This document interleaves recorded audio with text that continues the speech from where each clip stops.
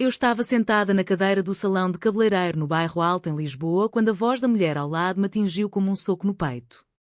Ela tinha ouvido a minha conversa ao telefone com a minha namorada e explodiu sem aviso. Mulheres como tu são uma ofensa a Deus e à família. Esta cidade está perdida por causa de gente como vocês. O meu coração disparou, as mãos tremeram e as lágrimas subiram aos olhos antes que eu conseguisse articular uma palavra. O salão ficou em silêncio absoluto, as outras clientes fingiam olhar para os espelhos, mas eu sentia todos os olhares sobre mim como lâminas. Foi então que uma voz firme e autoritária cortou o ar como um golpe seco. Basta já! Isto é incitação ao ódio e eu sou a agente Sofia Mendes da PSP. Afaste-se imediatamente ou levo-a para a esquadra agora mesmo. Eu virei a cabeça devagar e o mundo inteiro parou de girar. Era ela. Sofia. O meu primeiro amor que tinha desaparecido da minha vida há 8 anos, sem uma explicação completa. Ela estava ali de uniforme azul escuro, cabelo curto escuro, queixo erguido e os olhos castanhos fixos na mulher que me insultara, mas quando o olhar dela cruzou com o meu vi o mesmo choque que eu sentia refletido no seu rosto. A mulher mais velha resmungou qualquer coisa sobre moral e família, mas recuou e saiu do salão batendo a porta com força. O cabeleireiro tentou acalmar o ambiente oferecendo-me água, mas eu mal ouvia. Sofia aproximou-se devagar, estendeu a mão e tocou-me no ombro com uma delicadeza que me fez lembrar imediatamente as tardes na faculdade quando o mundo era só nosso. Ana, estás bem? Perguntou ela em voz baixa e eu senti o nome sair da sua boca como se nunca tivesse deixado de pertencer-lhe. Respondi apenas com um aceno porque as palavras não vinham. Ela pagou o meu corte de cabelo sem perguntar e levou-me para fora para a rua estreita onde o sol da tarde batia nas fachadas azulejadas. Caminhámos em silêncio até um banco pequeno junto ao miradouro e ali sentei-me com as pernas a tremer. Não esperava encontrar-te assim, disse ela por fim olhando para as mãos. Nem eu respondi e o peso de 8 anos de silêncio caiu entre nós como uma muralha invisível. Ela explicou que estava de serviço naquele bairro por acaso e que o seu trabalho agora incluía proteger pessoas de discursos de ódio, mas eu via nos seus olhos que não era só isso. Havia algo mais profundo, uma ferida antiga que se reabria ali mesmo no meio da rua de Lisboa. Eu queria perguntar por que me deixara tantos anos atrás, mas o medo de ouvir a resposta era maior que a curiosidade. Em vez disso, ficámos ali sentadas a observar o Tejo ao longe, enquanto o vento trazia o cheiro a mar e a saudade. Sofia contou-me que tinha entrado para a polícia depois de terminar a universidade porque queria fazer justiça de verdade não apenas para si, mas para todas as pessoas que sofriam como nós tínhamos sofrido em silêncio. Eu ouvia e sentia o peito apertar porque sabia que por trás daquelas palavras havia uma história de família católica rígida, um pai que ameaçara cortar todos os laços se ela não voltasse ao normal. Naquela tarde não falámos mais do passado. Ela apenas me acompanhou até ao meu apartamento no Chiado e antes de se despedir apertou a minha mão com força como se quisesse dizer que desta vez não ia desaparecer outra vez. Quando fechei a porta atrás de mim as lágrimas vieram finalmente e eu soube que o meu mundo acabara de virar de cabeça para baixo outra vez. A noite caiu sobre Lisboa e eu fiquei acordada a recordar o dia em que nos conhecemos na Faculdade de Letras quando ela me emprestou um livro de poesia de Sofia de Melbrenner e os nossos dedos se tocaram pela primeira vez. Agora ela era polícia e eu era professora e o insulto no salão tinha trazido tudo de volta. Não sabia se era uma segunda oportunidade ou apenas mais uma dor disfarçada de proteção. Mas uma coisa era certa, o conflito entre quem eu era e o que a sociedade esperava de mim nunca tinha sido tão vivo como naquele momento. Na manhã seguinte o telefone tocou cedo e o nome de Sofia apareceu no ecrã. Hesitei um segundo antes de atender, mas a voz dela soou calma e preocupada. Queria saber se dormiste alguma coisa depois de ontem. Respondi que não tinha pregado o olho e ela propôs um café no mesmo lugar onde costumávamos ir quando éramos estudantes, o pequeno café perto da Praça Luís de Camões. Encontrei-a já sentada à mesa com 2 cortados e um sorriso tímido que me lembrou a Sofia de 20 anos. Sentámo-nos e o silêncio inicial foi desconfortável até que ela começou a falar do que tinha acontecido depois de nos separarmos. Contou que a família dela descobrira a nossa relação através de uma carta que eu lhe tinha escrito e o pai, um homem devoto que frequentava a igreja todos os domingos, ameaçara expulsá-la de casa se ela não acabasse tudo imediatamente. Eu era jovem Ana e tinha medo de perder tudo, disse ela com a voz a tremer ligeiramente. A igreja, a família, a tradição, tudo me dizia que aquilo que sentíamos era pecado e eu acreditei porque não sabia como lutar contra isso.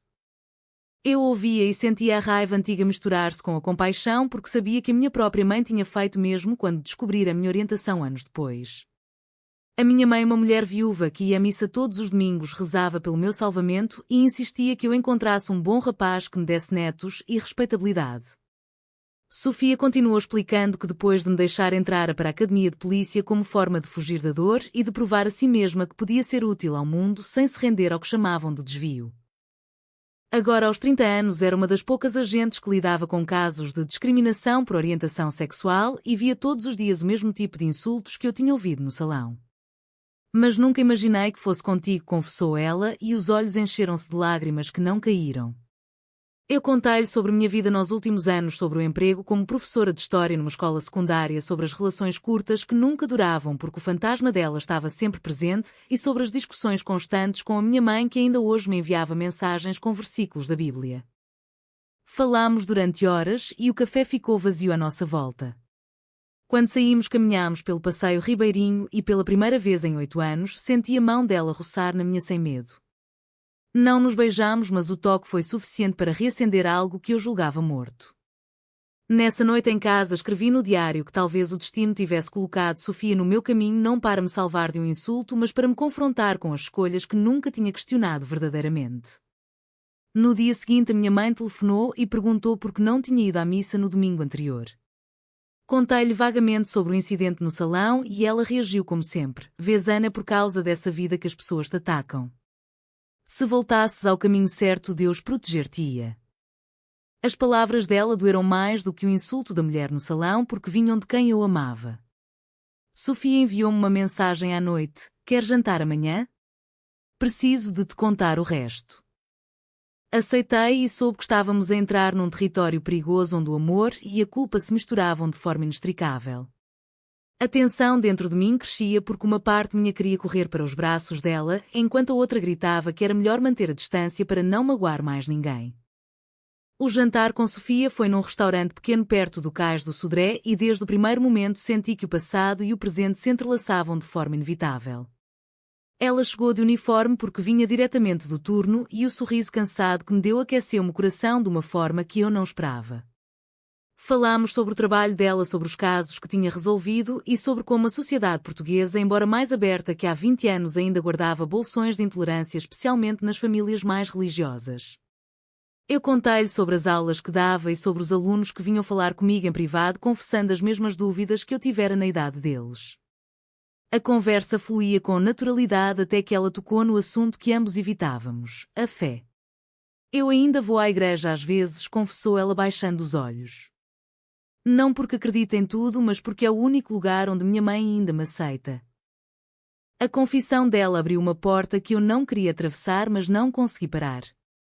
Perguntei-lhe se alguma vez se sentira livre depois de me deixar, e ela respondeu com honestidade dolorosa: nunca. Perdi-te a ti e perdi-me a mim mesmo ao mesmo tempo. Naquele momento senti uma onda de compaixão misturada com raiva, não contra ela, mas contra o sistema de valores que nos tinha separado. No dia seguinte a minha mãe apareceu em minha casa sem avisar com um padre da paróquia que frequentávamos. Sentámo-nos na sala e o padre começou a falar sobre o amor de Deus e sobre como a verdadeira felicidade vinha do sacrifício e da obediência aos mandamentos. A minha mãe olhava para mim com os olhos cheios de esperança e dor ao mesmo tempo. Filho, eu só quero o teu bem. Esta vida que escolheste vai trazer-te sofrimento. Eu tentei explicar que o meu amor por mulheres não era uma escolha, mas uma parte de quem eu era, mas as palavras saíam fracas perante a convicção deles. O padre citou passagens da Bíblia e a minha mãe chorou dizendo que rezava todos os dias pela minha salvação. Quando saíram fiquei sozinha com um vazio enorme no peito e telefonei a Sofia quase sem pensar. Ela apareceu meia hora depois e abraçou-me sem dizer nada. Ficámos assim durante minutos e pela primeira vez desde que nos reencontramos senti que podia ser vulnerável outra vez. Contou-me então sobre a sua própria família, o pai que ainda hoje não falava com ela abertamente sobre o assunto e a mãe que a visitava às escondidas para não contrariar o marido. Nós duas carregamos o mesmo peso, Ana, disse ela. Mas talvez juntas possamos aprender a carregá-lo de forma diferente. As semanas seguintes foram um turbilhão de encontros secretos, conversas profundas e momentos de silêncio carregados de significado. Encontrávamo-nos em parques à beira-rio e falávamos sobre como a tradição e a religião tinham moldado as nossas vidas desde pequenas. Eu via nos olhos dela o mesmo conflito interno que me consumia, o desejo de ser autêntica contra o medo de magoar as pessoas que amávamos. Uma noite depois de um passeio longo, ela segurou a minha mão e disse: "Eu nunca deixei de te amar. Só aprendi a viver com a ausência." As palavras dela tocaram-me fundo e pela primeira vez permiti-me chorar abertamente nos braços dela. Mas ao mesmo tempo sentia o peso das consequências. A minha mãe começava a suspeitar que algo estava a acontecer e as mensagens dela tornavam-se cada vez mais insistentes, pedindo-me para voltar à igreja e endireitar a vida. Sofia também recebia pressão do irmão, que avisava que o pai estava doente e que qualquer escândalo poderia piorá-lo. O conflito interno crescia em mim dia após dia porque cada escolha parecia trazer sofrimento a alguém. Decidimos então encontrar-nos com as nossas famílias separadamente para tentar explicar, mas eu sabia que isso seria o início de uma tempestade maior. A conversa com a minha mãe foi mais dura do que eu imaginava. Convidei-a para almoçar em casa e quando lhe contei que tinha reencontrado Sofia e que os sentimentos antigos tinham voltado, ela ficou em silêncio durante longos minutos. Depois as lágrimas vieram e com elas as palavras que eu mais temia: "Tu estás a destruir a nossa família, Ana. O que vão dizer na igreja? O teu pai no céu deve estar a sofrer por ti." Eu tentei explicar que o amor que sentia não era contra Deus, mas ela não conseguia ouvir. Trouxe novamente o padre e desta vez a discussão durou horas. O padre argumentava com paciência que o amor verdadeiro era o que seguia os ensinamentos da igreja e que o meu caminho era um teste que Deus me enviava para fortalecer a fé. Eu respondia que o meu caminho era amar Sofia e que negar isso seria negar a minha própria essência. Ninguém gritava, ninguém insultava, mas a dor estava presente em cada palavra. Sofia passou pela mesma situação com a família dela. O pai recusou-se a falar diretamente com ela, mas enviou uma carta longa onde citava passagens da Bíblia e pedia-lhe para pensar no sofrimento que causava à mãe. Sofia chorou ao ler uma carta e eu abracei-a sentindo que o nosso amor estava a ser posto à prova de forma cruel. Decidimos então organizar um jantar conjunto com as duas famílias na esperança de que o diálogo pudesse ajudar. Foi um desastre. A minha mãe e a mãe de Sofia sentaram-se frente a frente e o silêncio inicial deu lugar a uma conversa tensa sobre valores e fé. O pai de Sofia limitou-se a dizer que a sociedade moderna estava a destruir a família tradicional e que as filhas deles pagariam o preço. Eu e Sofia tentámos explicar as nossas vidas, as nossas escolhas, mas as palavras pareciam ricochetear contra muralhas invisíveis. Depois do jantar ficámos as duas sozinhas no meu apartamento e pela primeira vez discutimos abertamente o futuro. "Talvez seja melhor pararmos aqui", disse ela com a voz quebrada. "Não quero que percas a tua mãe por minha causa." Eu respondi que já tinha perdido demasiado e que não estava disposta a perder também ela. Mas no fundo sabia que cada uma de nós carregava uma culpa profunda pelas escolhas passadas e presentes. As semanas seguintes foram marcadas por noites de insônia e diálogos internos constantes. Eu questionava-me se o meu desejo da autenticidade valia o sofrimento da minha mãe. Sofia perguntava-se se a sua carreira na polícia e o seu desejo de proteger os outros não seriam apenas uma forma de compensar o que não conseguira proteger em nós. O clímax chegou numa tarde chuvosa quando a minha mãe apareceu à porta com uma mala pequena e disse que ia passar uns dias em casa de uma tia para rezar e pensar. Antes de sair abraçou-me com força e sussurrou: "Eu amo-te, filha, mas não consigo aceitar isto." Fechei a porta e desabei no chão. Sofia chegou pouco depois e encontrou-me assim. Abraçámo-nos em silêncio e naquele momento percebi que o amor entre nós não era uma vitória, mas sim a aceitação de que iríamos perder partes importantes de nós mesmas para sermos quem realmente éramos. A tempestade familiar atingiu o ponto máximo quando o pai de Sofia sofreu um infarto leve e a culpa recaiu sobre nós duas. Embora os médicos dissessem que não tinha relação direta com o stress emocional, a família dele ligou-me a acusar indiretamente. Sofia correu para o hospital e eu fiquei em casa a aguardar notícias com o coração apertado. Quando ela regressou horas depois tinha os olhos vermelhos e contou-me que o pai lhe pedira para escolher de vez, ou a família ou essa vida. Ela recusou-se a escolher e saiu do quarto sem dizer adeus. Naquela noite dormimos abraçadas no meu sofá e o silêncio entre nós era mais eloquente que qualquer palavra. Decidimos então fazer uma viagem curta até Sintra para tentar aclarar as ideias longe de Lisboa. Caminhámos pelos jardins do Palácio da Pena e ali debaixo de árvores centenárias falámos sobre o que realmente queríamos. Sofia disse que queria tentar viver abertamente comigo, mas que sabia o preço que isso teria. Eu confessei que tinha medo de acordar um dia e descobrir que tinha magoado toda a gente que amava por causa de um amor que a sociedade ainda não aceitava plenamente. Regressámos a Lisboa mais unidas, mas também mais conscientes das perdas. A minha mãe regressou da casa da tia e marcou um encontro comigo num café neutro. Lá disse-me que tinha rezado muito e que, embora não conseguisse aprovar minha relação, não queria perder-me completamente.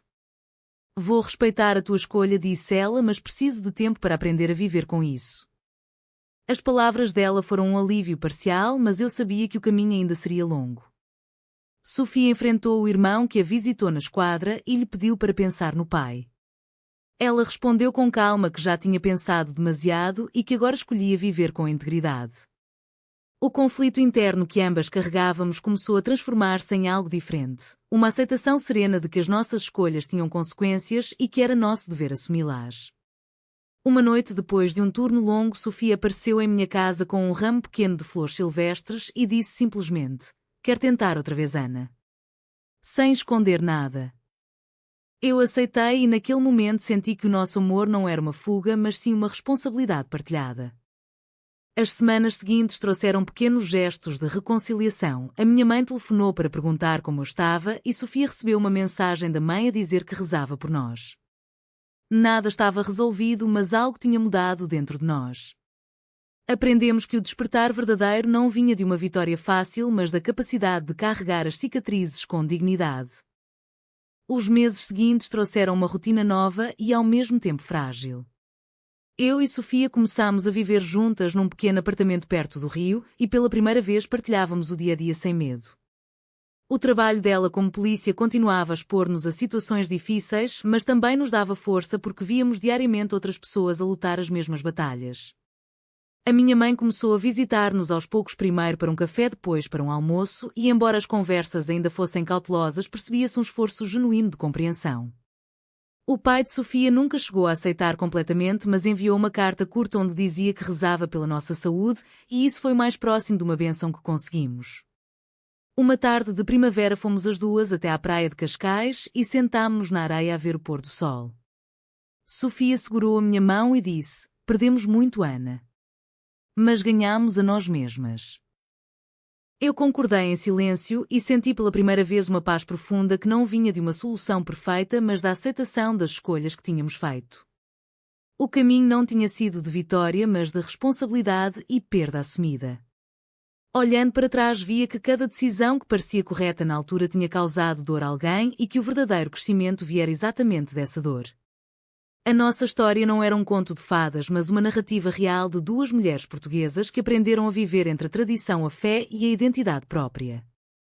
Quando regressámos a casa naquela noite, escrevi no diário uma frase simples: "O amor não apaga as cicatrizes, mas ensina-nos a carregá-las com orgulho." A vida continuou com os seus altos e baixos, mas nós estávamos juntas e isso bastava. No entanto, uma pergunta permanecia no ar e talvez permaneça para sempre. Será que o amor verdadeiro entre duas mulheres pode coexistir em harmonia com a religião e a tradição, ou será que a felicidade individual exige sempre um sacrifício doloroso que ninguém pode evitar?